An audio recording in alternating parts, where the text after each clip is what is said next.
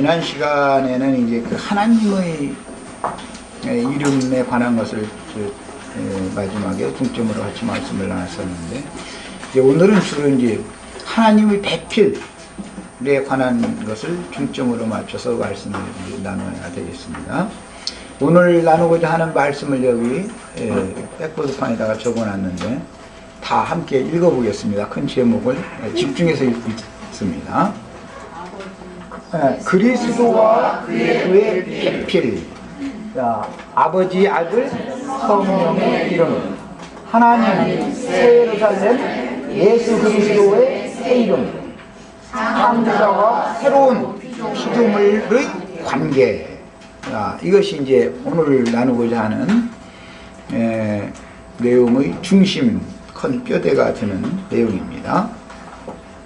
오늘 자료를 다 해드렸는데 2라고 써있는 아라비아 숫자로 2라고 되어 있는 그 부분도 같이 읽어보겠습니다. 아버지와 아들과 성령의 이름, 하나님의 신성한 성품과 살아계신 인격인 그리스도 예수 안으로 침례를 줌. 자, 마태복음 28장 마무리 부분에 보면 너희는 나가서 복음을 전해서 모든 족속으로 제자를 삼아서 아버지와 아들과 성령의 이름으로 침례를 주라, 이렇게 이제 기록이 됐는데, 본문은 이름 안으로 침례를 주라입니다. 이제 그 침례 관한 것은 다음에 이제 수상한 말씀을 나눌 때 하겠습니다만은, 그 이제 그 전치사를 보면 이름 안으로라는 용어도 있고 이름 위로라는 용어가 있습니다. 이제 이름 위로 침례를 주는 것도 있고 이름 안으로 침례를 주는 것이 있습니다. 그러니까 안과 밖으로 침례를 주는 것이죠. 침례를 준다는 것은 안으로만 주는 것이. 지금 마태복음 28장의 인용구는 이름 안으로라는 전치사가 내용이 그런 내용입니다. 사도행전에서는 이제 다시 이름 위로, 능력으로 덧입혀주는 것은, 덧입혀준다라고 말할 때는 능력의 영으로 덧입는 것은 이름 위로 침례를 주라, 이렇게 이제 그때 가서 침례에 관한 말씀을 나눌 때가 있으니까 그때 가서 더 소상하게 하겠습니다. 구약 성경에서는 아브라함의 하나님, 이삭의 하나님, 야곱의 하나님 이렇게 되어 있죠. 그런데 예수님은 이것을 제자들에게 분부하실 때는 아버지와 아들과 성령의 이름 안으로 이렇게 했습니다. 아브라함의 이라는 이름, 이삭이라는 이름, 야곱이라는 이름은 일반적인 세상 사람들이 생각하고 있는 그런 어떤 사람의 이름이다, 그런 개념이 아니다 이 말이죠. 유대인들은 누구를 아버지라고 부르죠? 유대인들은 다 아담을 아버지라고 부르지 않습니다. 성경에서는 아버지라는 그 용어는, 히브리어의 그 용어는 아버지라는 그 단대, 우리 이 동양 사람들이 그 촌수 계산을 하는 그런 개념이 아니고 조상, 선조라는 의미입니다. 씨라는 뜻이에요. 근원, 생명의 근원자 말이에요. 우리 이제 그 세상사의 이치도 마찬가지죠. 우리들이 다 원래 어디 있다가 이 세상에 태어나게 됐어요? 이제 신약 성경에 보면 조상의 허리에 있다가 이렇게 돼 있죠. 그래서 나오는 그 조상이라는 말이 아버지라는 말이에요. 아버지. 그런데 아버지의 아버지는 뭐 세상이 촌스러우면은 조부가 되겠고, 그 아버지는 중조부, 그 아버지는 고조부, 뭐 그 아버지는 뭐 5대 조부, 6대 조부, 7대 조부 이렇게 올라가는 거예요. 그런데 모든 대 전체가 다 성경 용어로는 조상, 아버지라는 똑같은 용어를 하는 거예요. 문맥에 따라서 이것은 단대의 아버지를 말하는구나, 이것은 조부를 말하는구나. 그 다음에는 그 이상의 조부 이상은 이제 성경에서는 그냥 조상, 그 열조 이런 식으로 이제 번역을 했는데, 사실은 같은 단어를 문맥에 따라 그렇게 번역을 하는 겁니다. 무슨 얘기인지 잘 알아들으셨죠? 히브리어법을 잘 아셔야 되겠어요. 히브리 그 문자의 어법입니다. 세상 나라의 말과 성경의 용어는 다릅니다. 세상 나라에는 많은 방언이 있지만 구약 시대에는 히브리인들의 용어만이 하나님의 말씀을 표현하는 용어입니다. 신약 시대에는 많은 사람들이 열국과 방언들이 많지만 각 민족들마다 방언들이 다 다르고 그러지만 헬라어만이 오늘날 이제 그리스 사람들이 사용하는 그 헬라어만이 하나님의 마음을 대변하는 용어로 채택되어진 말씀이란 말이에요.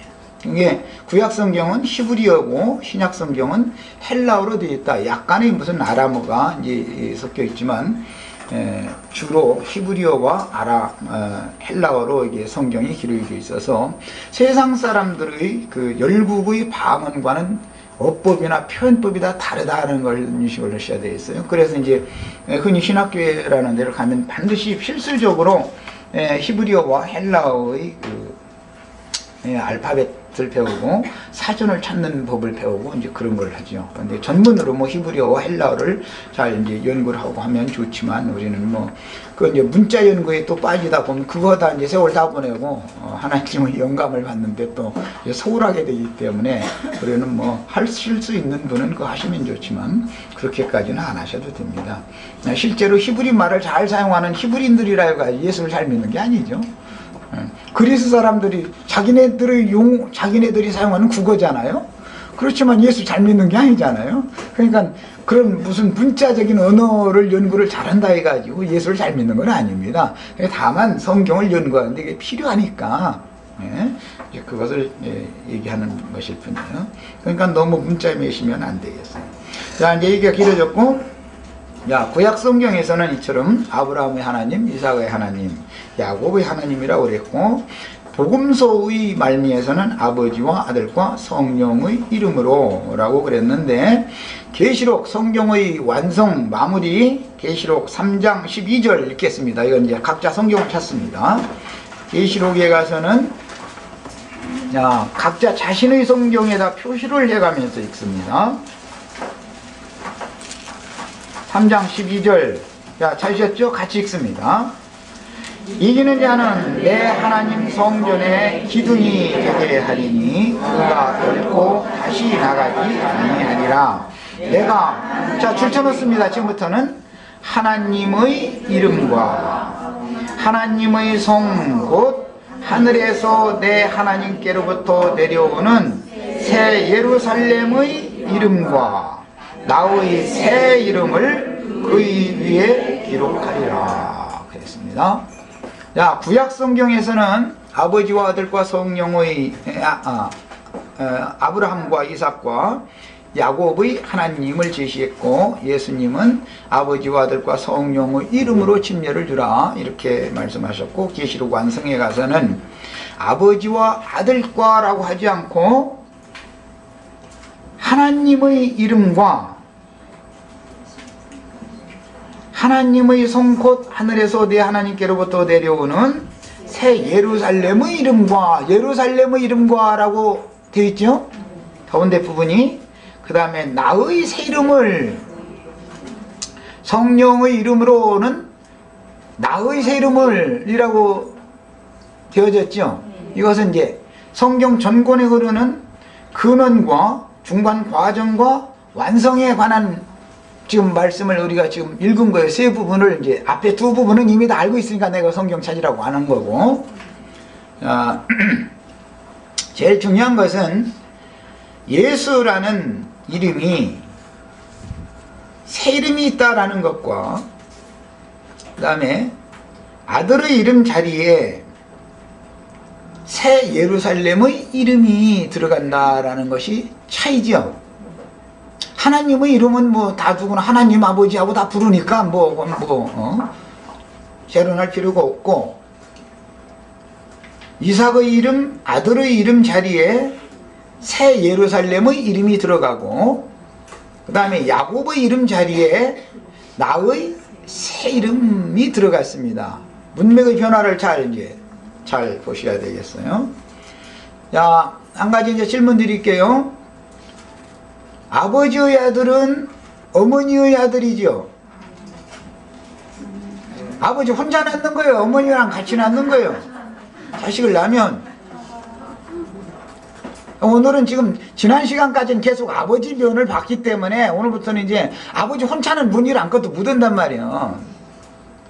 어머니가 필요한 거예요. 어머니가. 어머니의 이름을 이제 오늘부터 이제 오늘 이 시간은 어머니의 이름에 중점을 맞추는 시간이라니까요. 예. 자매님도 얼굴이 밝아지네. 어머니가 없으면은 예, 아버지가 있을 수가 없죠. 맞아요, 틀려요? 아버지가 없으면 어머니가 있을 수가 없고, 아버지 없는 어머니는 없죠. 어머니 없는 아버지는 있을 수가 없죠. 내 말이 맞죠? 네, 성경은 그래서 하나님의 이름을 제시했을 뿐 아니라 하나님의 배필이 되는 그의 짝이 되는 하나님의 아내의 이름을 중요하게 여긴다.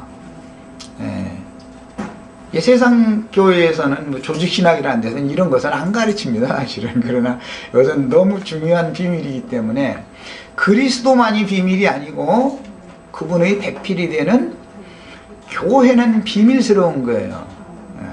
예. 남자만 비밀이 아니라 여자도 비밀스러운 거예요, 성경에서는. 자, 오늘은 이제 주로 여자에 초점을 맞추는 겁니다. 지난 시간에 이름에 관한 거 말씀을 드렸고 읽었습니다. 출애굽기 33장에서 읽었죠. 이름이라는 것은 여호와의 영광을 내게 보여주세요. 모세가 하나님께 그렇게 하니까 그래 내가 네게 내 영광을 보여주겠다 해놓고 나서는 나의 모든 선한 형상을 네 앞으로 지나가게 해주겠다 이렇게 했죠. 영광을 보여주는 것은 하나님의 모든 선한 형상을 보여주는 거죠. 그 다음에 내 이름을 반포해 주겠다 이렇게 했죠. 그러면 그분의 하나님의 이름이 반포되는 것이 하나님의 영광이 드러나는 것이고 하나님의 형상이 나타나는 것이죠. 이름이 반포되는 거. 그 다음에는 너는 내 얼굴은 보지 못하고 내 등만 볼 것이다. 하나님의 얼굴이 나를 향해서 바라봐 주심으로 내가 하나님의 얼굴 앞으로 돌아갈 수 있다고 하는 것이 구원이요. 창세기 시작에서 가인이 가장 고통스러운 것이 뭐죠? 네.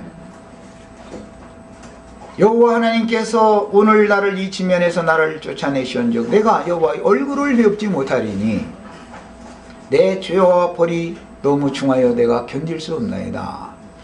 이것이 저주가 임한 사람의 특징은 하나님의 얼굴이 보이지 않는다는 거예요. 하나님의 얼굴을 볼 수 없다는 거예요. 하나님의 영광을 볼 수 없다는 거예요. 하나님의 이름이 뭔지를 모른다는 거예요. 하나님의 이름이 반포되어져도 하나님의 이름을 안다는 것은 하나님의 영광을 본다는 뜻이고 하나님의 면전 앞으로 서로 얼굴과 얼굴을 맞대고 보게 되었다는 뜻이겠죠. 계시록 마지막에 가면 22장에는 이기는 자들은 세세토록 하나님의 얼굴을 보면서 그를 섬긴다 이렇게 되어 있죠. 창세기에서는 하나님의 얼굴 앞에서 쫓겨난 이야기가 됐고 성경 전권에 흘러서 하나님의 영광을 가지고 세상에 찾아오셨던 예수 그리스도를 보면 나를 보면 아버지의 얼굴을 본 거다. 나를 보면 아버지를 봤거늘 어떻게 또 아버지를 보이라 하느냐. 예수님이 이걸 선포하셨고 계시록 마지막에 가서는 이기는 자들은 그냥 믿는 자들이 아니에요. 이기는 자들은 하나님의 얼굴을 보면서 세세토록 왕노로 살 수 있게 되는 거예요. 완성이에요.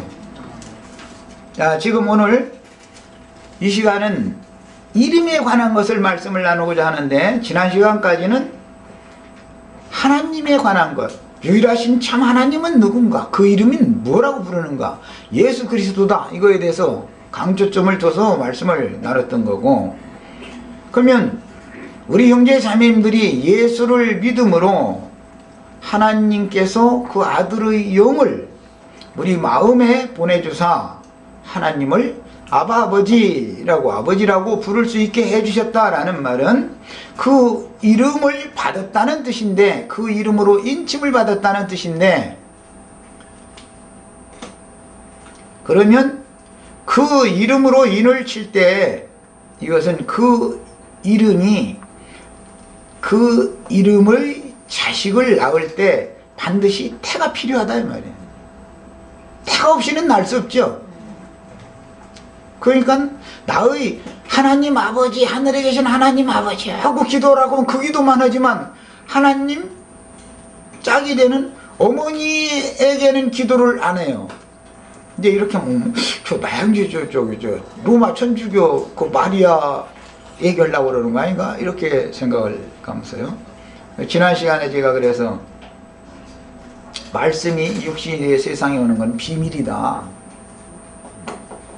마리아라는 사람이 말씀을 듣고 말씀을 천사가 전해주는 말씀을 믿었는데 실제로는 육신적인 그의 육적인 태에 예수라는 육신적인 사람이 잉태되어서 달수가 차서 났으니까 이게 비밀 아니겠습니까? 이보다 더 비밀스러운 비밀은 없는 거죠. 그러니까 결국은 그리스도만이 비밀이 아니라 그리스도의 배필이 되는 교회 그의 짝도 비밀이다. 정결한 처녀 교회도 비밀이지만 많은 불의한전 큰 음녀도 비밀이지요. 큰 성 바벨론도 비밀입니다. 그러니까 남자만 비밀이 아니에요. 여자도 다 비밀이에요. 마태복음 5장 35절 빨리 읽겠습니다. 빨리 찾으신 분이 큰 소리 읽으시면 돼요. 빨리빨리 해야 되겠어요. 마태복음 5장 35절.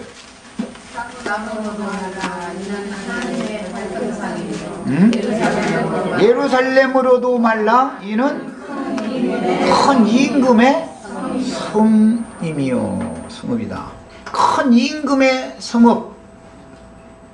예, 유대인들은 하늘에 계신 하나님의 이름으로 또는 예루살렘의 이름으로 내 목을 걸고라고 하는데 여기 이제 머리라고 머리로도 말하라. 예, 맹세를 하지 말아라. 예, 머리로 맹세를 합니다. 하나님의 이름으로 예루살렘의 이름으로 머리를 걸고 맹세를 해요. 유대인들이 맹세를 할 때는 이 세 가지로 맹세를 합니다. 그런데 예수님이 오셔서는 그걸 하지 말라 이렇게 말씀하셨어요. 그러니까 그러면 예루살렘의 이름이라는 것이 뭔가 비밀한 어떤 뜻이 있으니까는 그들은 하나님의 이름, 예루살렘의 이름, 머리의 이름이라는 것이 무슨 비밀한 뜻이 있으니까 그걸로 맹세를 했을 거 아니에요. 맹세라는 건 언약 체결에 대해서는 가장 중요한 관건이 언약이라는 걸 때는 서로 맹약한다 그러죠.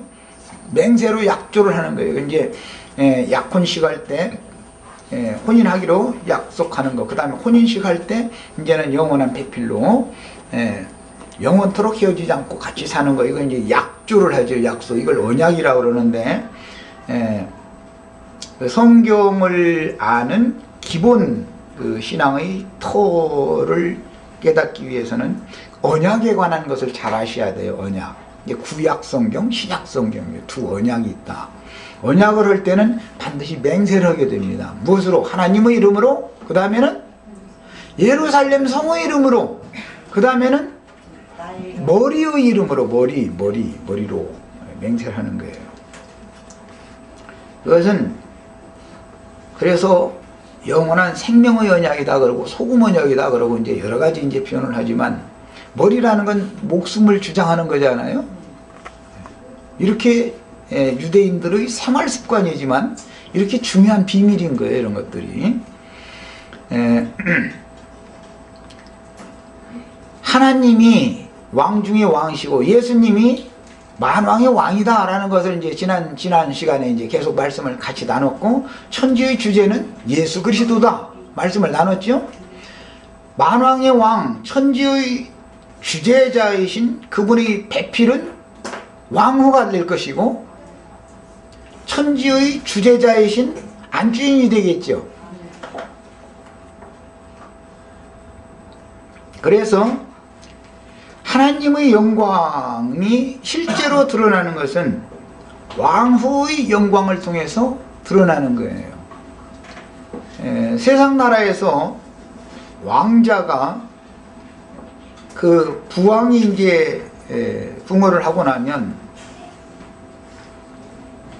조모님이나 그 어머님, 이제 왕후나 태왕후 그 이제 의견을 이제 모든 대신들이 다 이제 받아들여가지고, 물론 이제 그 왕이 붕하기 전에 이제 그 후사를 이렇게 지정을 해주고 죽는 경우도 있지만, 그렇게 못한 경우 갑작스럽게 급사를 했을 때는 왕후의 그 결정권이 가장 중요한 것이죠. 그러니까 결국 어머니라는 위치가 어마어마한 힘이 있다는 거예요. 후사 왕을 누구를 세울까? 아들이 셋이 있다 할 때 누구를 세울까는 결정권이 어머니에게 있는 거예요. 아버지가 그걸 결정하지 않고 죽었을 경우에는 그만큼 중요합니다. 그리고는 이제 그 아들을 공식적으로 왕위에 등극시킬 때는 대관식이라는 걸 반드시 행하죠. 대관식을 행할 때는 어린 갓난아이인 경우에는 어머니가 그 옆에 앉지만, 그가 장성했으면 반드시 혼인을 먼저 시키고 혼인식을 겸해서 대관식을 하는 겁니다. 혼인자리죠, 결국은. 그래서 왕과 왕후를 같은 반열에 앉혀놓죠. 우리 형제 자매님들, 그러니까 오늘 수주 만든 날이에요. 그러니까 영원한 하나님의 왕국, 주와 그 그리스도의 나라가 실현될 때 형제 자매님들이 왕후의 반열에 세상 사람들이 생각하는 무슨 금의자 타고 앉아있는 생각하시지 말고 왕후의 반열에 앉는 거예요. 그것을 추구하는 사람이 정상적인 신앙인이단 말이에요. 이 땅에서는 서름받고 많은 어려움과 곤경들을 당하고 비천하게 살지라도 우리가 추구하는 바는 영원한 왕이신 주님의 왕후가 되는 걸 지금 추구하는 거예요. 그 왕후의 영광은 곧 시온성, 구약성경에는 시온성의 영광일 뿐 아니라 예루살렘 성의 영광이다. 왕후의 영광이라는 것은, 왕후의 형상이라고 하는 것은 왕후의 얼굴이라는 것은 그 사람 얼굴을 봐서라도 좀 참아줘, 이런 말 무슨 뜻이에요? 그 사람의 인격을 말하는 것이죠. 그래서 새 예루살렘의 이름 하면 새 예루살렘의 얼굴이다 이거예요. 하나님의 이름, 하나님의 얼굴이다 이거예요. 하나님의 영광이다 이거예요. 하나님을 멸시한다라는 것은 하나님의 얼굴을 면박 주는 것이고 모욕 주는 것이죠. 얼굴을. 하나님께 영광을 돌린다는 것은 하나님의 얼굴에 찬양을 돌리는 거예요. 얼굴을 영화롭게 해드리는 거예요. 그래서 그 사람 참 낯이 깎였더만, 어떤 사람 낯이 세워졌더만, 표현을 이렇게 하죠. 우리 형제 자매님들은 모두 주님 앞에서 낯이 얼굴들이 다 세워져서 빛나시기를 바라요. 자, 갈라디아서 4장 26절 빨리 찾으신 분 읽습니다. 예, 큰 소리 읽으셔요. 위에 있는 예루살렘은 자유자니 우리의 어머니라. 야, 예루살렘은 믿는 성도들의 어머니래요. 하나님은 하늘에 계신 하나님 아버지는 아버지인데, 예루살렘은 어머니니까 아버지와 어머니가 멀리 이산가족으로 사는 신앙생활을 할 거예요? 아니면 아버지와 어머니가 한 집에서 살 때 나도 한 집에서 같이 사는 신앙생활을 할 거예요? 그럼 하늘에 아버지가 계시면 어머니는 당연히 하늘에 계시겠네? 그럼 나는 당연히 하늘에 있어야 되겠네? 아버지와 어머니를 이산가족 만든 신앙생활을 하시면 안 된단 말이에요. 그것은 이혼 증서를 써줘서 바벨론으로 쫓아낸 경우예요. 그래서 스가랴서에 보면 2장 7절에 보면 바벨론 성에 있는 시온아 이렇게 되어 있어요.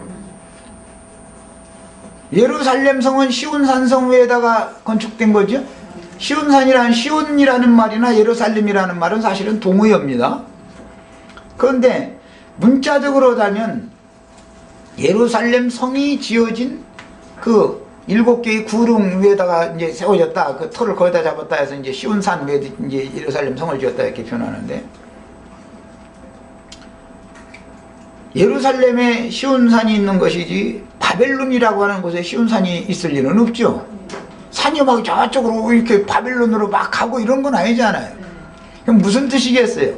예루살렘 왕과 왕후와 예루살렘의 모든 지리자들과 기득권을 가진 당대의 모든 사람들을 바벨론 왕에게 사로잡혀 가게 했을 때, 그때 예루살렘이 바벨론으로 옮겨진 상황이다.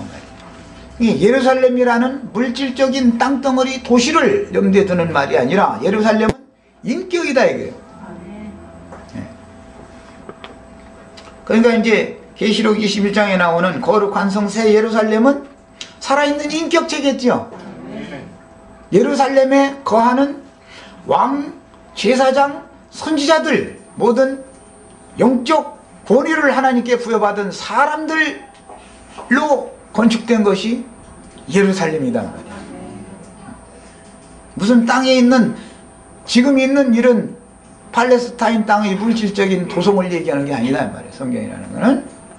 그러니까 갈라디아서 우리가 읽을 때 위에 있는 예루살렘, 그 땅에 있는 예루살렘이 아래에 있는 예루살렘이 아니라 위에 있는 예루살렘은 우리 어머니다 그랬어요. 히브리서 12장 22절로 24절 읽겠습니다.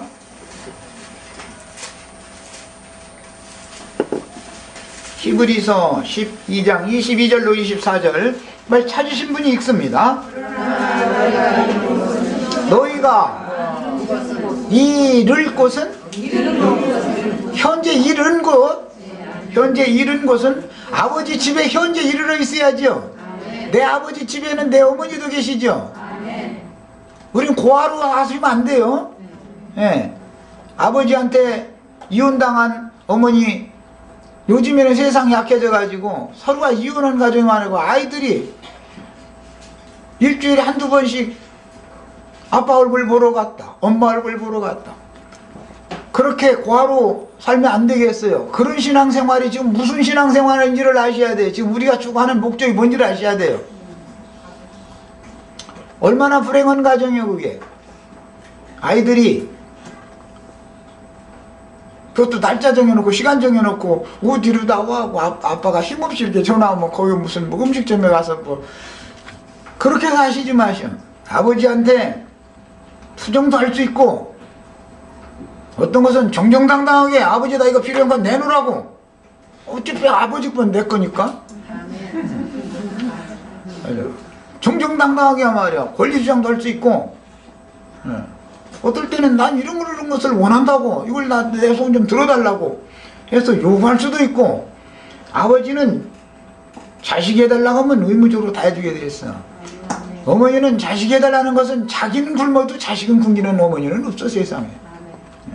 이런 정상적인 교회 생활을 하는 것을 배우셔야 되겠어요.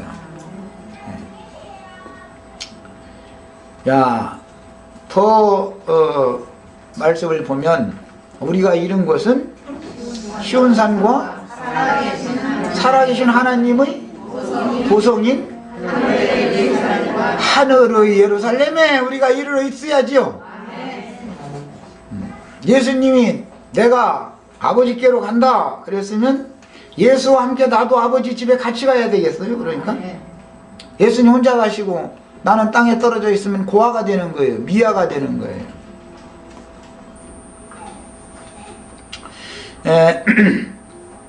그래서 주님의 이제 새 이름이라는 용어가 성경에 나오는데, 계시록 3장 12절 아까 읽었어요. 나의 새 이름을 그 위에 기록하여 준다. 육신으로 세상에 오셨을 때는 그 이름이 예수 그리스도였죠. 그러나 살려주는 영으로 생명을 주어서 죽은 자들을 살려주는 영으로 오실 때 그 이름은 보혜사단 말이야. 그리스도 예수. 예수 그리스도라고 기록하는 성부와 그리스도 예수라고 기록하는 성부는 다릅니다. 예수를 앞에 둘 때는 육신으로 오신, 구속을 이루러 오신 사람이신 예수를 강조점을 두는 것이고, 그리스도 예수 하면 구속을 이루신 예수 그리스도에 강조점을 두는 거예요. 그래서 예수님의 새 이름은 보혜사다 이거예요. 또 다른 보혜사. 사람으로 오셨을 때는 또 다른이 아니라 그냥 보혜사지요. 보혜사라는 말은 중보자라는 말이에요. 대변자라는 말인데, 예수님이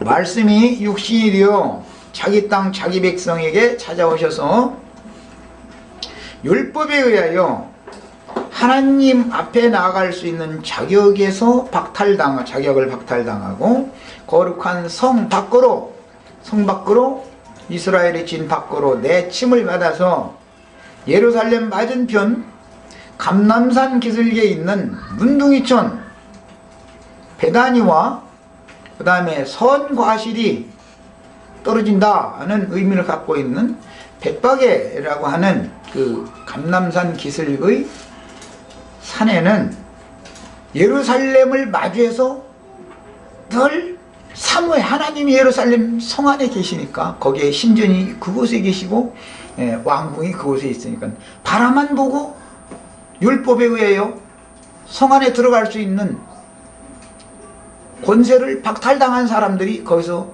눈물과 울음과 탄식으로 세월을 보냈다 이거예요. 그게 문둥이촌이에요. 거기들은 맨 문둥이들, 창녀들, 가장 빈천한 자들, 이런 사람들만 그것에 모여서 옹기종기 모여 살았던 거예요. 우리는 이 땅에서 땅에 있는 예루살렘에서 권세를 부리지를 말고 그 사람들에 의하여 하나님 앞에 나아가는 길을 차단당한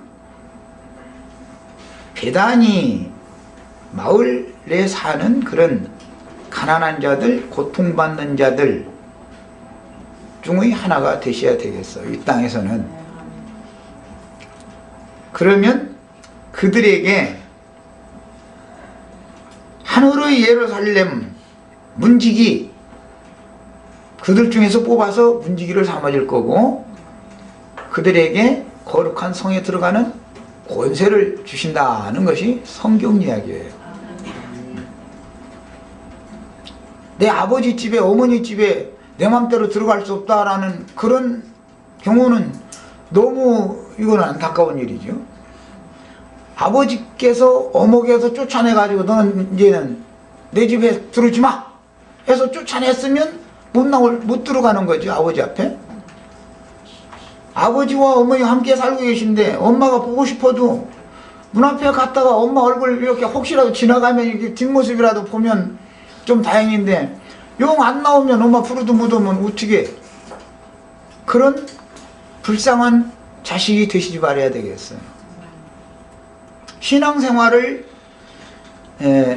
이상과 계시가 확실한 상태에서 신앙생활을 해야 되는 거예요. 믿음의 터가 처음 출발이 잘 돼야 되는 거예요. 그냥 교회 생활을 그냥 멋대로 그냥 아마 여기저기 가니까 나 거기 말씀 좋다에 갔더니 거기 뭐 문제가 좀 있고, 또 딴 데 가봤더니 거기도 또 이런 좋은 점이 있는데 이런 문제가 좀 있고, 이래서 오다 보니까 어떻게 여기 그냥 오게 됐다, 이렇게 해서는 안 된단 말이에요. 성경이 정한 하나님의 말씀이 그렇게 돼 있기 때문에 신앙생활을 내 맘대로 하는 것이 아니고 이상을 따라서 하는 거예요. 계시를 따라 하는 거예요. 이사야 60장 15절로 22절을 빨리 찾아 읽겠습니다. 이사야 60장 15절로 다 찾으면 뭐 많이 있으니까, 그러니까 그것만 내가 이제 그 대표로 읽게 하는 거예요. 자, 빨리 찾은 분이 있습니다. 큰 소리로.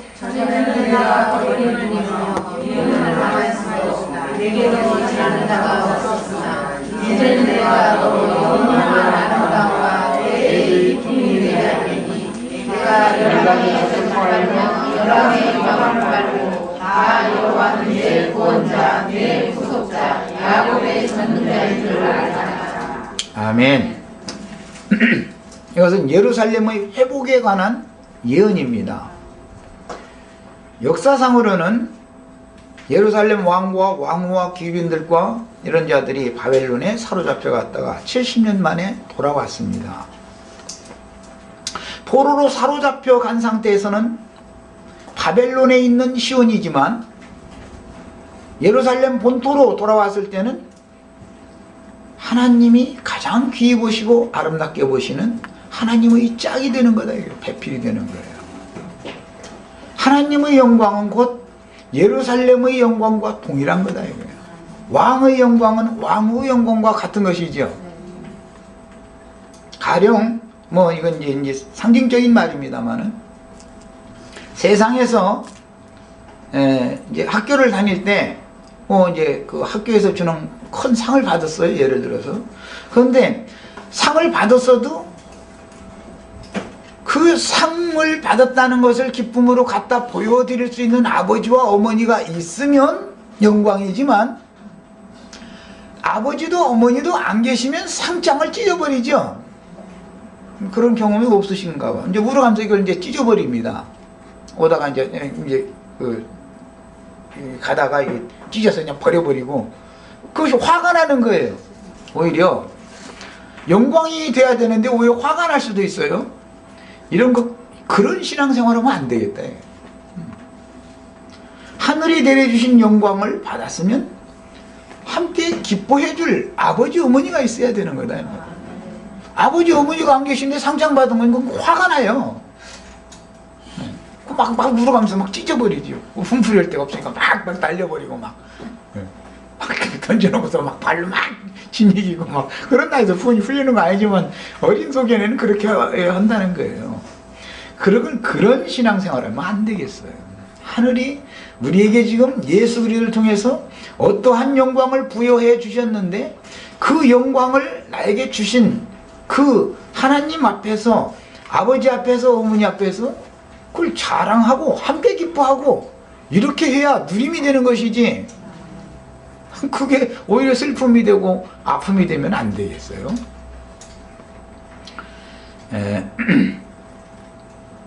계시록 21장 9절로 11절을 또 빨리 읽겠습니다.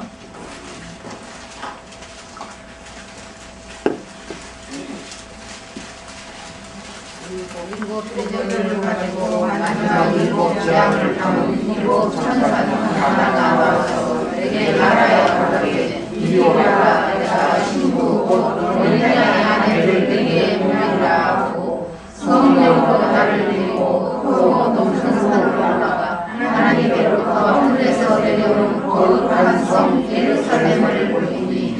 자, 거기 보면 어린 양의 신부가 하늘의 하나님께로부터 내려오는 예루살렘이다. 이렇게 되어 있죠?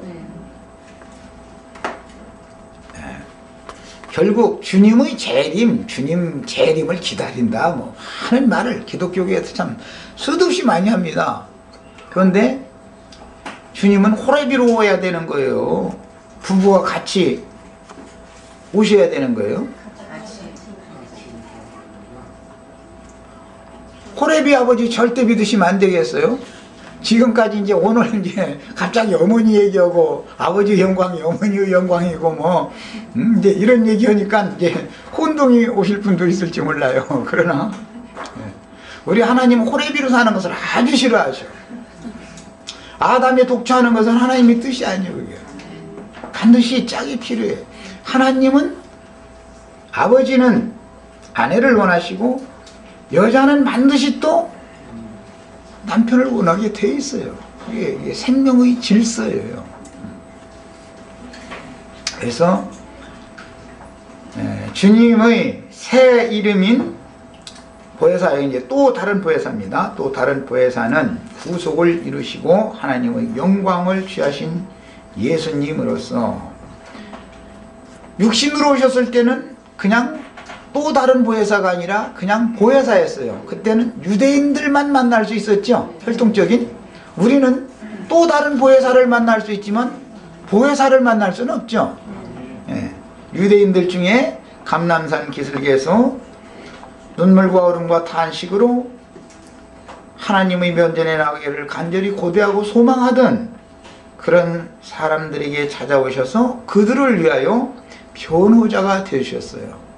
그래서 그들이 자신들의 죄와 악을 회개하고 돌이켰을 때 약속대로 죄들의 사면을 해주신 다음에 하나님 앞에 나가는 새롭고 산 길을 그들에게 열어주셨어요. 예루살렘 성문지기들로 상징되어지는 왕족들, 제사장족들, 선지자들, 이런 사람들은 그들에게 예루살렘 성으로 들어가는 권세를 차단시켜 버렸어요. 육적인 권세를 가진 자들만 들어가게 허용을 해줬었죠. 그런데 거기에 들어간 사람들은 예루살렘은 반드시 돌 위에 돌이 하나도 남지 않고 무너지는 날이 오게 마련이고 멸망받는 날이 오게 마련이고, 그때 땅에서 예루살렘에 들어가는 권세를 얻었고 그런 권세를 부리던 자들은 멸망하고 말았다 이거예요. 그러나 우리는 영원한 하나님의 배필 아내가 되는 거룩한 성 새 예루살렘에 들어가는 권세를 다 받아야 되겠어요. 이것이 구속이라는 겁니다. 성경이 말하는 구속. 그 다음에 하나님의 영광을 취하신 예수님은 또 다른 보혜사, 즉 살려주는 영이 되셨어요. 생명 주는 영이라고 그랬어요. 살려주는 영, 고린도전서 15장 45절에는 살려주는 영이라고 되어 있고, 베드로전서 4장 14절, 이거는 잘 찾지 않은 구절이기 때문에 빨리 찾아 읽습니다. 찾으신 분이 읽는 거예요.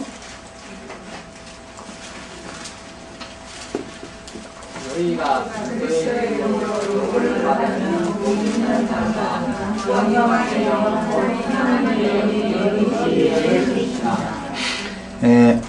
성경에는 예수 그리스도 영에 관한 형용사들이 참 많이 나옵니다.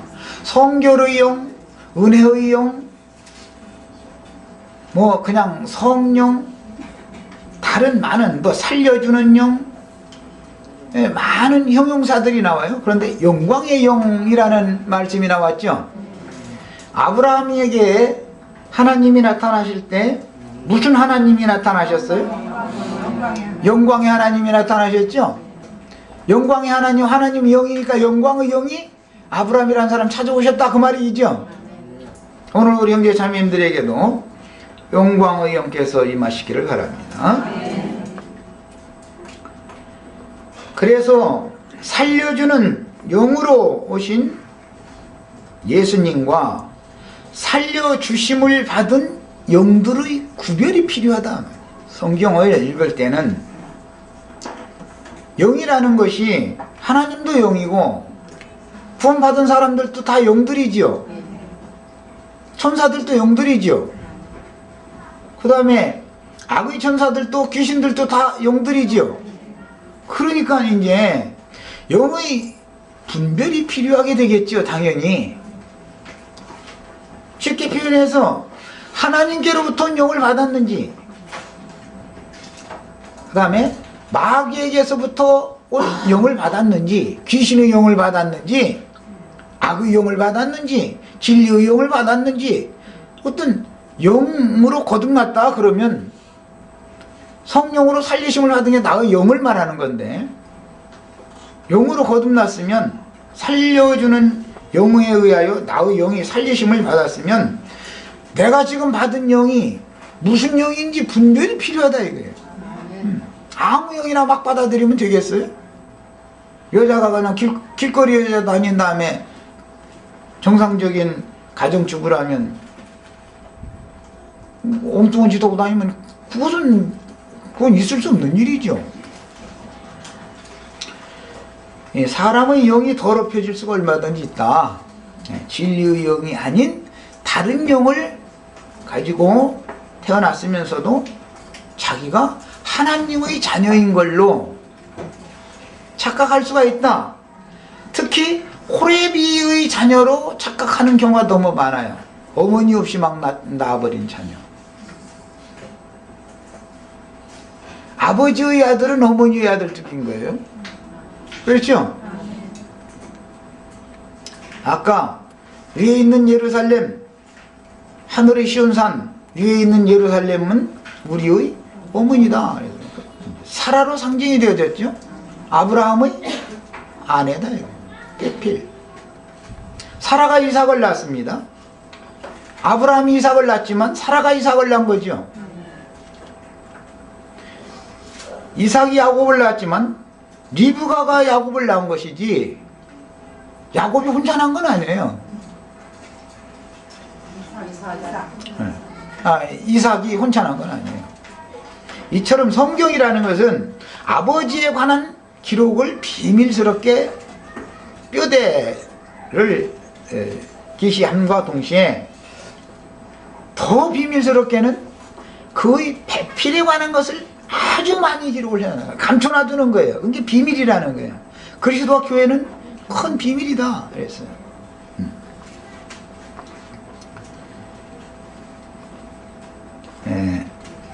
그래서 살려주심을 받은 영들과 살려주는 영은 다르다.